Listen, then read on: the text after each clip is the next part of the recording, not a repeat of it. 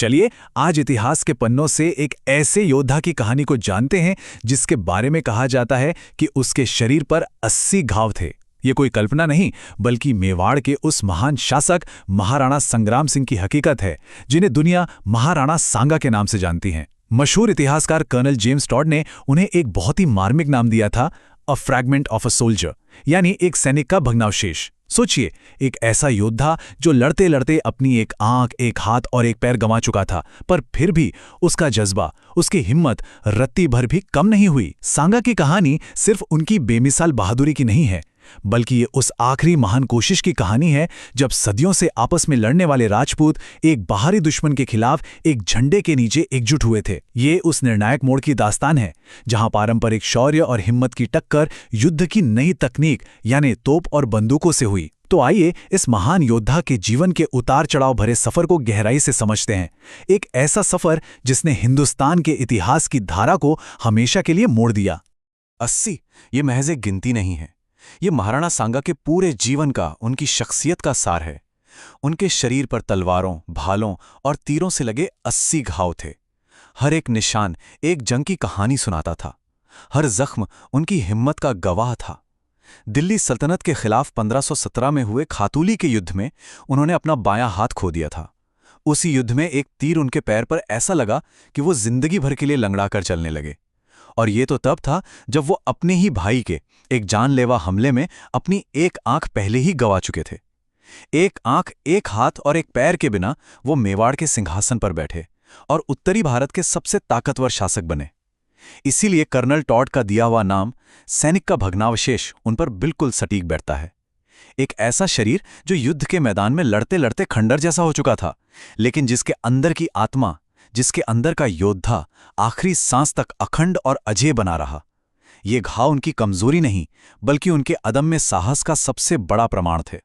महाराणा सांगा को सिर्फ एक वीर राजा के तौर पर याद करना उनके कद को छोटा करना होगा। वो एक महान संगठनकर्ता थे, एक यूनिफायर।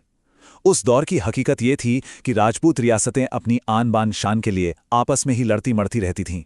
उनकी आपसी फूट ही बाहरी ताकतों को उन पर हावी होने का मौका देती थी।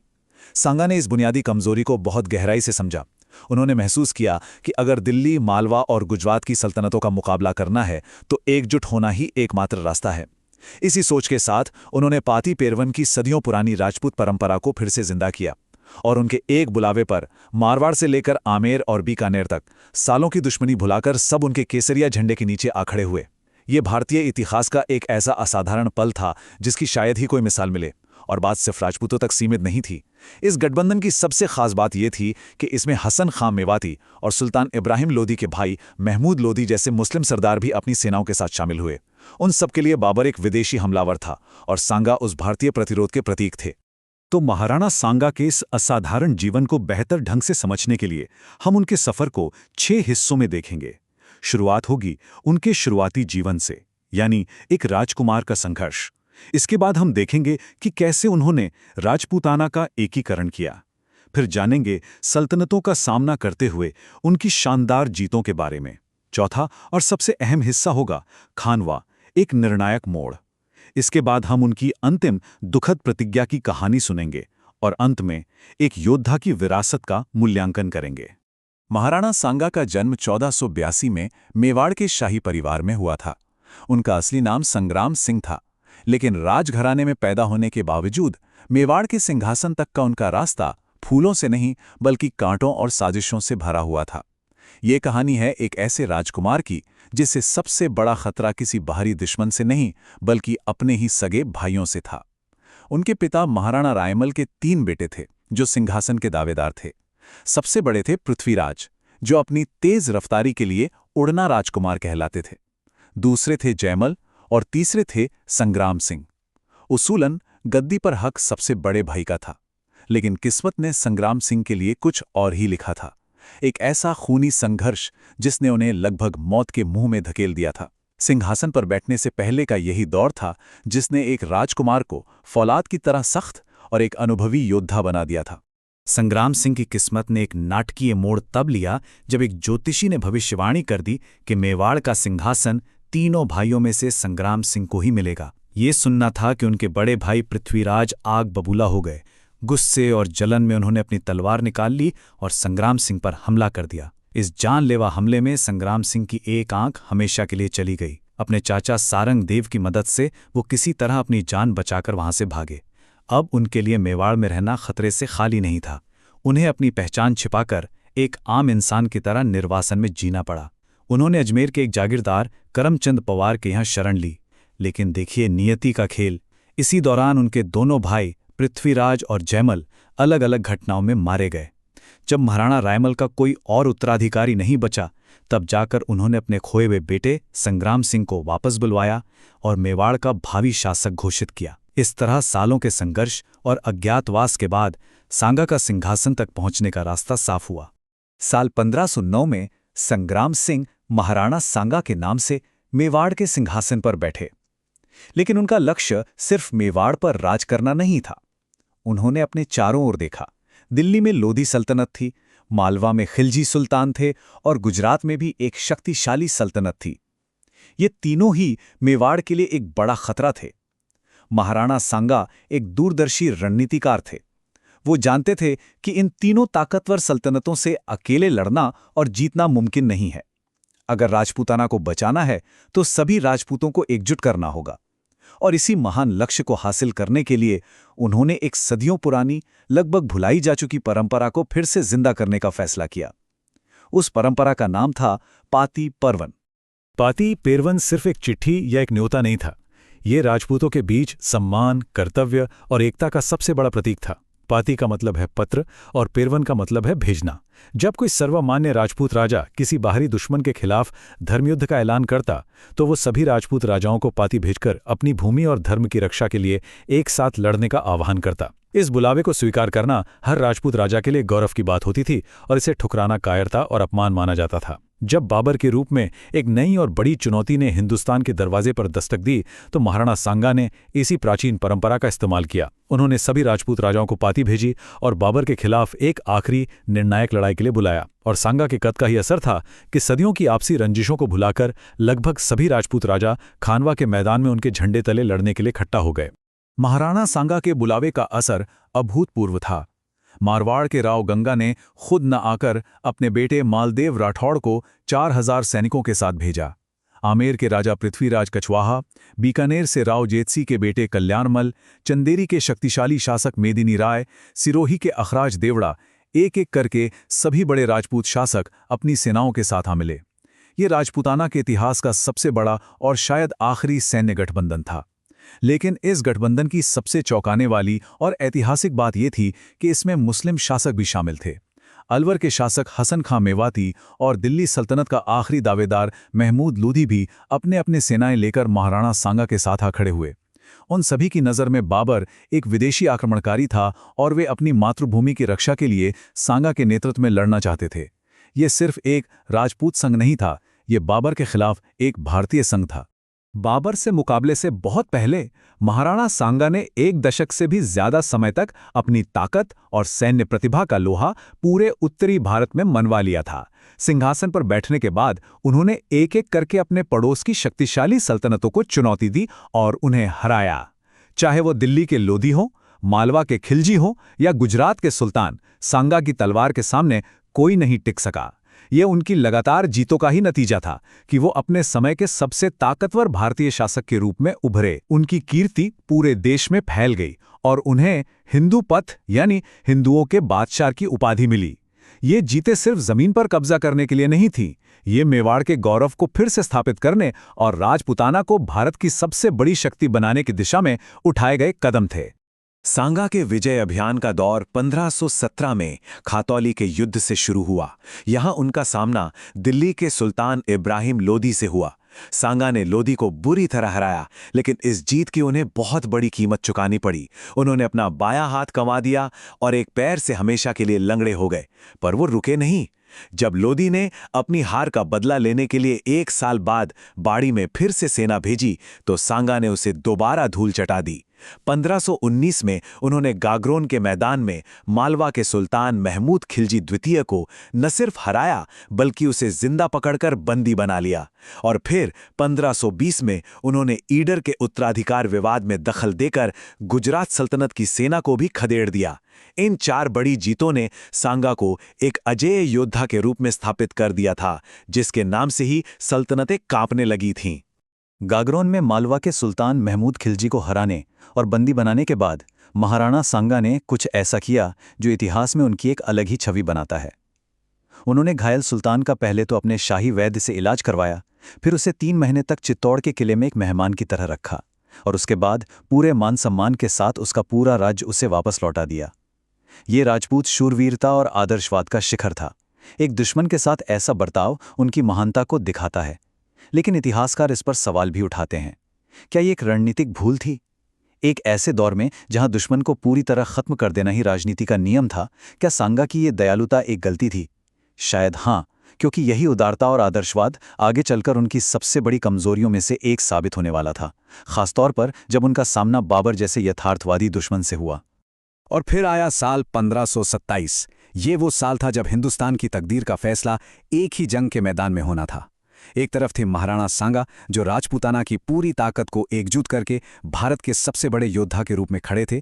दूसरी तरफ था ज़हीरुद्दीन मोहम्मद बाबर। वो पानीपत की लड़ाई में इब्राहिम लोदी को हराकर दिल्ली पर कब्जा तो कर चुका था, लेकिन वो जानता था कि हिंदुस्तान का असली बादशाह बनने के लिए उसे सांगा को हराना ही होगा।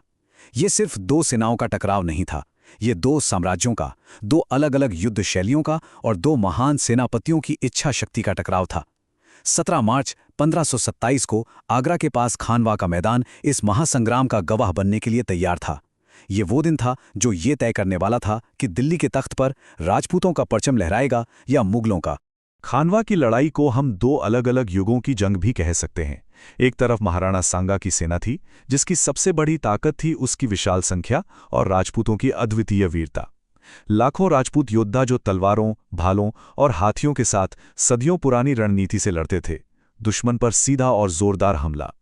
दूसरी तरफ बाबर की सेना संख्या में बहुत छोटी थी, लेकिन उसके पास वो 2 हथियार थे जो हिंदुस्तान ने पहले कभी बड़े पैमाने पर नहीं देखे थे, तोपें और बंदूकें। बाबर की रणनीति भी बिल्कुल नहीं थी। वो तुलुगमा पद्धति का इस्तेमाल करने वाला था, जिसमें सेना के 2 हिस्से दुश्मन को किनारों से घेर कर पीछे से हमला करते थे।